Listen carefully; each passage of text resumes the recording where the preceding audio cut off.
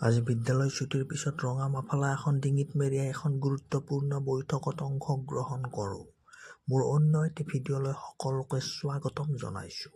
সভাপতি মহোদয়ে আসন গ্ৰহণ কৰাৰ পিছত বিদ্যালয়ৰ সদস্য সচিবে সভাৰ উদ্দেশ্য ব্যাখ্যা কৰে।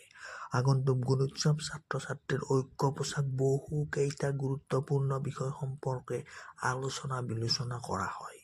শেহতীয়াভাৱে মাননীয় শিক্ষামন্ত্ৰী ৰনোজ পেগু ডাঙৰীয়াদেৱে এইকাৰ সম্বন্ধে কৰা প্ৰশ্নটো আজিৰ সভাত উত্থাপন কৰা হয়। আমিও ৰঙা চাহ খাই খাই বিষয়টো চালি জাৰি চাওঁ। কিছুমানে কয় এইকাৰ এডাল আৰু কিছুমানে কয় দুডাল। ইতিমধ্যে আমাৰ বিদ্যালয় পৰিচালনা সমিতিৰ সদস্যসকলেও জনায় যে আমি এটা নহয়, দুটা নহয়, ৩টা ল'ৰা-ছোৱালীক পঢ়াইছোঁ, কিন্তু আমি এডাল একাৰেৰেই পঢ়াইছোঁ আৰু আমি এডাল একাৰেৰে ইমানখিনি জীৱন পাইছোঁ। সামাজিক মাধ্যমতো এই বিষয়ে বিভিন্নজনে বিভিন্ন মতামত আগবঢ়াইছে। কিছুমানে আকৌ এই বিষয়টোত ৰসিকতা আনিবলৈ কৈছে যে আমি একাৰ দেখিছোঁ, আমি আগাৰকাৰ দেখিছোঁ, আমি তেণ্ডুলকাৰ দেখিছোঁ, আমি গাভাস্কাৰ দেখিছোঁ।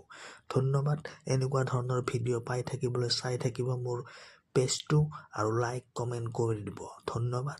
জয় আই অসম।